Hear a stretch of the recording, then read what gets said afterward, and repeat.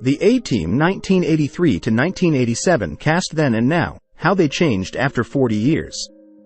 Well, howdy there, friends. Today, we're embarking on a remarkable journey to catch a glimpse of how the cast members from the A-Team have changed over the years. We'll be revealing their true identities and ages, and you're in for a real treat as we compare their youthful days on the show to the present year of 2023. So don't forget to like and subscribe to the channel. Y'all ready for this ride? Let's get this journey rolling. Number 1. Dirk Benedict as Templeton, Faceman, Peck.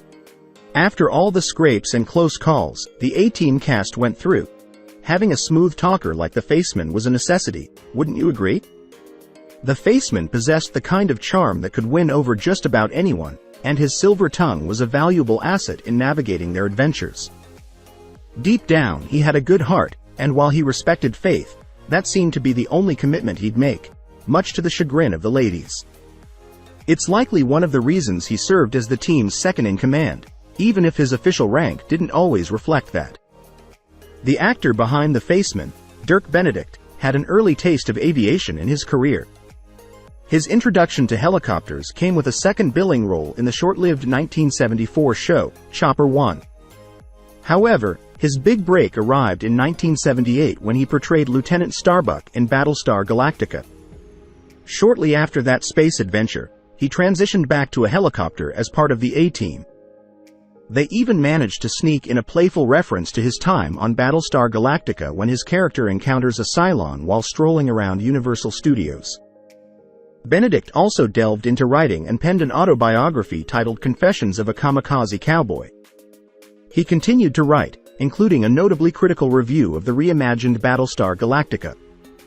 While there haven't been many standout roles post the A-Team, he did appear in the 1996 family adventure movie Alaska, where he shared the screen with Charlton Heston.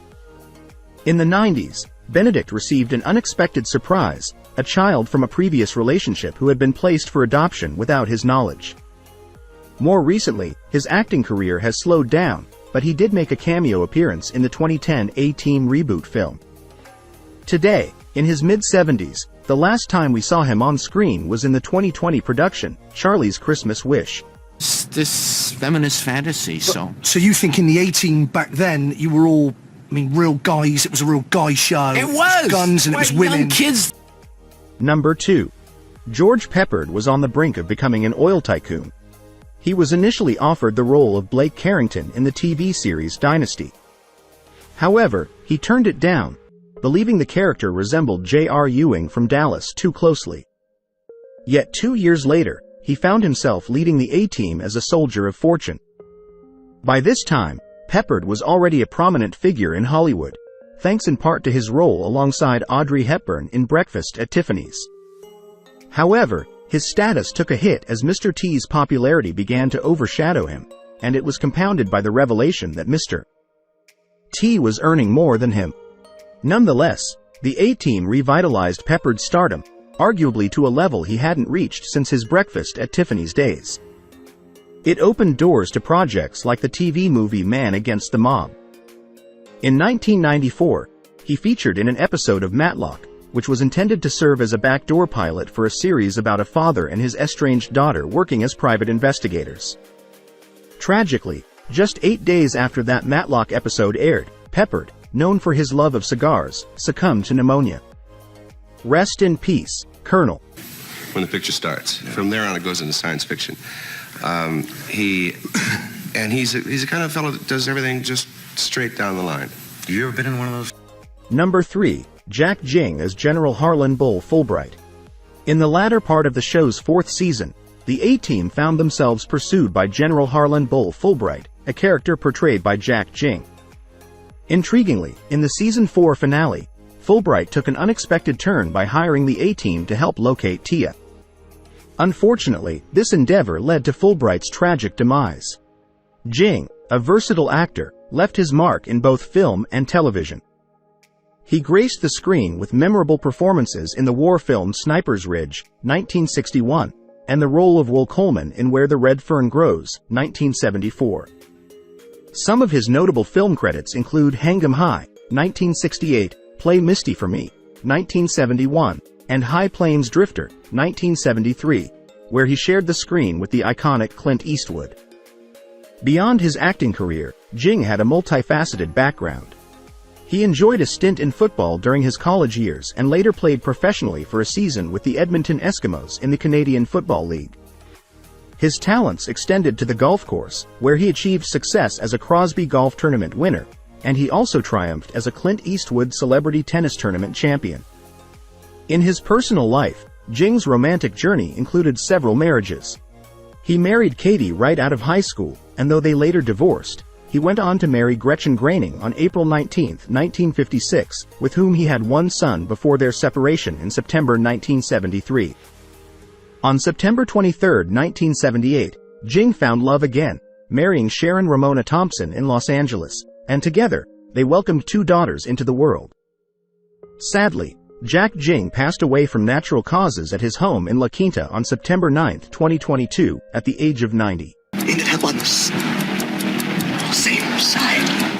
Actors love to die, especially in that episode. Like, and you know, we just found my daughter and the 18. Number 4. Dwight Schultz as Howling Mad Murdoch. Was Howling Mad Murdoch truly mad? That's a question that's open to interpretation. However, Hannibal always relied on this flying ace, and a chopper can make an excellent escape vehicle. Surprisingly, the actor behind Murdoch, Dwight Schultz, began his career in 1981 with various scattered roles, including an appearance in an episode of the cop show Chips. But it was the role as Howling Mad Murdoch that proved to be a significant breakthrough, propelling Schultz into the limelight. In fact, he stood out so much that he came close to being fired for being too prominent on the show. Fortunately for viewers, the decision was made to retain this live wire as an integral part of the A-Team cast. Following that success, fans could continue to enjoy Schultz's performances in beloved shows. He portrayed Lieutenant Reginald Barclay in the Star Trek franchise and co-starred alongside Paul Newman in the 1989 film, Fat Man and Little Boy. Schultz also embarked on an extensive voice acting career, lending his voice to characters like Eddie the Squirrel on Nickelodeon's CatDog. Since the late 90s, he has been consistently involved in the world of cartoons and video games. Most recently, he voiced the villain in the 2020 production, Happy Halloween, Scooby-Doo. Be sure to tune in to unravel the mystery and discover the culprit. Today, at 75 years old, Schultz regularly participates in conventions alongside the Faceman. He has been happily married since 1983 to actress Wendy Fulton, known for her role as Jean Hackney in 23 episodes of Knots Landing. The couple has a daughter, Ava, who is currently serving in the Marines. Particular robot or just any robot that happened to be around? Any good-looking robot. There are some bad-looking robots, and I would shy away from them, you know. Number 5. Robert Vaughn as General Hunt Stockwell. General Hunt Stockwell was a master of antagonism, exuding a no-nonsense demeanor and sporting aviator-framed blue blockers with unmatched style. The accomplished actor Robert Vaughn seamlessly embraced this role, bringing the formidable antagonist to life in the final season of the show. With an extensive list of acting credits to his name, Vaughn's career continued at a brisk pace after the series concluded. Stepping onto the stage as Juror 9 in 12 Angry Men and making appearances in a few episodes of Law and Order, Vaughn diversified his post-A-Team portfolio. He graced the silver screen with his presence in films like Motel Blue, Pootie Tang, and The Magnificent 11. However, his most prominent role after the A-Team was as Albert Stroller in the British drama series, Hustle, which ran from 2004 to 2012. On the personal front, Vaughn tied the knot in 1974 and raised 2 children with his wife until his passing in November 2016. Following a year-long battle with leukemia, Vaughn left us just a few weeks shy of his 84th birthday. With iconic credits such as The Magnificent 7 and Bullet, there's no doubt that Robert Vaughn's acting legacy will endure for generations to come. Walking along, and I've already got a bow on my shoulder, and then you see me, my shoulder pushes against a long twig that comes out. Number 6. Mr. T as B.A. Baracus. I pity the fool who ever doubts the team's Mr. Fix-It, the unmistakable bad attitude Baracus, known simply as BA. Just make sure you've got some spiked milk on hand if you're flying with a bad attitude. He has an aversion to choppers, especially when Murdoch is the one flying them. While Mr. T had a lot of fun with the A-Team cast, he did face a few challenges on set. During the filming of the Season 4 premiere on a cruise ship, Mr. T suffered a personal loss. He overcame Baraka's fear of flying to be helicoptered off the ship, but he sent a list of demands to the producers before returning. Mr. T had a brief unemployment spell of just 1 episode before they resolved their differences. Fortunately, Bad Attitude was already a cult icon by then. Mr. T earned his role on the A-Team because of his other memorable performance in Sylvester Stallone's 1982 film Rocky III, where he portrayed a rival boxer. This is where fans first heard the iconic line, "I don't hate him, but I pity the fool." Producers recognized the potential for a show built around him, and Mr. T was the first piece of the A-Team. Despite his tough guy image, Mr. T faced cancer in the 90s, specifically T lymphoma, which he humorously referred to as personalized cancer. In 2005, he rushed to assist when Hurricane Katrina struck and abandoned his signature gold jewelry, deeply affected by the suffering and loss he witnessed. Despite his tough exterior, Mr. T has a big heart under all that muscle, and this made him critical of the 2010 film adaptation of the show. The original A-Team had a running joke where they showed people escaping big explosions or crashes for spectacle, not for actual death or gore. When Mr. T saw more explicit content in the movie, he wasn't a fan, feeling it took away the family-friendly element. More recently, he joined forces with fellow wrestling personality Hulk Hogan to host SNL and even showcased his musical talents on Dancing with the Stars. At 71, he's a born-again Christian with 3 children, truly embracing life to the fullest, because there's never been a camera that Mr. T didn't like. It's in the Bible. You know, you find pity so many times in the Bible and food so many times. So I put them together. Pity the food. Number 7. Marla Heasley as Tanya Baker.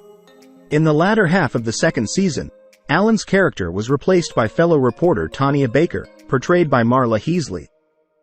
Interestingly, Heasley never initially aspired to pursue acting, having been raised in an entertainment-oriented environment. Her original career interests leaned toward fashion merchandising, and she was simultaneously involved in modeling while attending Orange Coast College in Costa Mesa.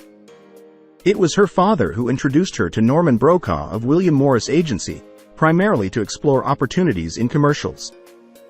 During a commercial audition, Heasley crossed paths with an acting coach named Zena Prevendi, who invited her to audit her acting class. It was during this experience that Heasley's passion for acting ignited, leading her to sign with Norman at William Morris. Remarkably, despite her lack of prior acting experience, Brokaw had a strong intuition about her potential, delaying her entry into auditions until she was adequately prepared.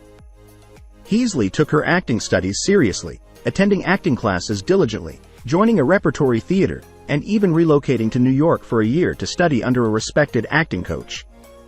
Her journey commenced with commercial work and subsequently led to her first television role in Can You Hear the Laughter? The Freddie Prinze Story. Heasley then embarked on various guest starring roles in series such as Galactica 1980, Mickey Spillane's Mike Hammer, T.J. Hooker, The Love Boat, and more before eventually becoming a series regular on the A-Team. On a personal note, Heasley was involved in a significant relationship with Wayne Newton, living together from 1983 to 1991, during which they were engaged from 1987 to 1991. In 2001, she married international business entrepreneur Christopher Harriman, a relationship that had its roots in dating since 1992. Then I got called back for, it wasn't really Melinda Kloss' replacement because they didn't want it to be called. Number 8. Carl Franklin as Captain Crane. Although fans only had a brief glimpse of the charismatic Army officer Captain Crane in a handful of episodes, the actor who portrayed him has maintained a thriving team. While he continued to grace the screen with small roles in shows like Roseanne, Aleph, and the film Steel Magnolias, Carl Franklin discovered his true passion lay behind the camera. Following his time on the A-Team, Franklin transitioned into a successful director, spearheading projects such as Devil in a Blue Dress, High Crimes, and Bless Me Ultima. He also demonstrated his writing skills with notable contributions, notably the 1990 film Last Stand at Lang May. However, it's his remarkable work in TV directing that has truly taken flight in recent years. Among his many accomplishments, Franklin received the most accolades for his exceptional TV directing. He made significant contributions, including outstanding single-episode work in shows like The Pacific, Homeland, and Bloodline. However, his most noteworthy achievement was his association with the streaming sensation House of Cards. Franklin directed 4 episodes of this highly acclaimed Netflix series. His extraordinary work even earned him an Emmy nomination for one of the episodes, the Season 2 premiere titled Chapter 14. In light of these accomplishments, Carl Franklin stands as one of the most distinguished members of the A-Team. Zuzu's world. Interesting thing about 8½. I saw this movie a couple times. I was at the AFI at the time, and it inspired me to write and... Number 9. Melinda Kloss as Amy Amanda Allen. Shifting our focus from the main male characters, let's explore the character of Amy Amanda Allen, portrayed by Melinda Kloss. Amy was a journalist and reporter who exuded unwavering confidence, at least initially. Kloss's tenure as AAA was relatively brief, and various speculations have swirled about the reasons behind her departure. Some sources suggest that tensions with the leading men played a role, while others claim it was related to salary negotiations. There were even assertions that she wasn't entirely satisfied with the role. Despite her departure from the A-Team, Melinda Kloss continued to enjoy a successful acting career in the years that followed. Her resume includes a starring role as Terry Randolph in Glitter and recurring appearances in Knots Landing as Paul Vertasich.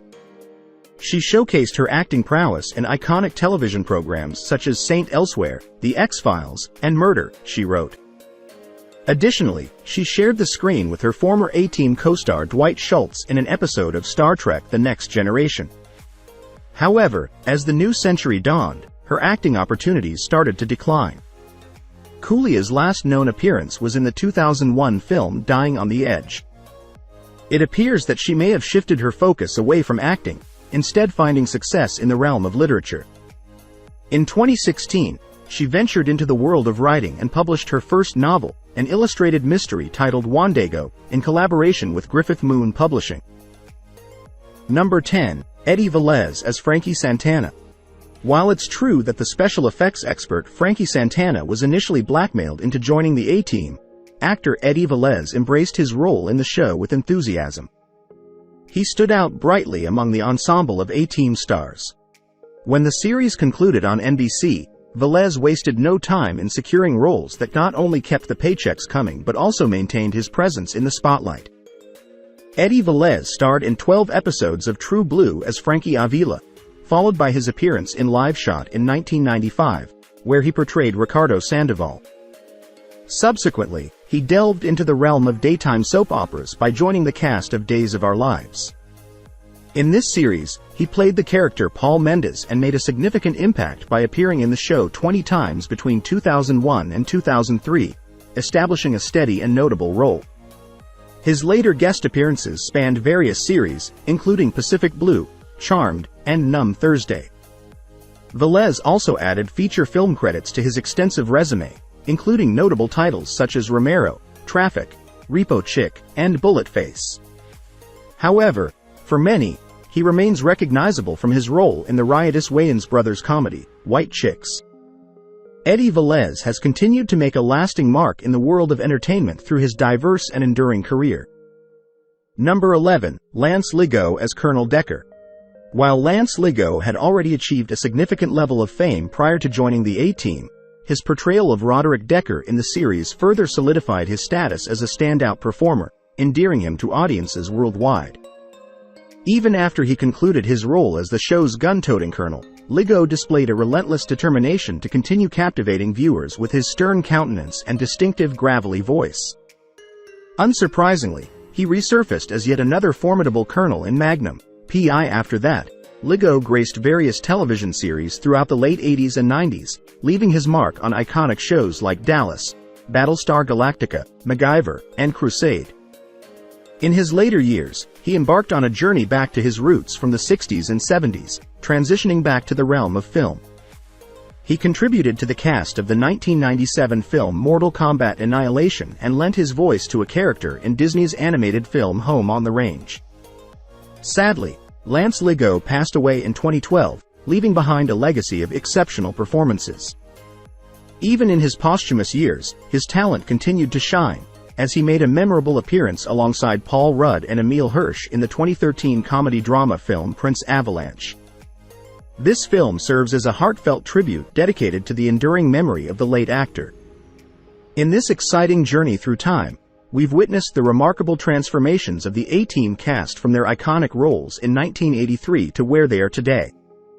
As these talented individuals continue to leave their mark on the world of entertainment and beyond, their enduring legacies remind us of the indelible impact of this beloved series. We hope you enjoyed this nostalgic trip down memory lane, exploring the enduring careers and lives of the incredible A-Team cast members, then and now.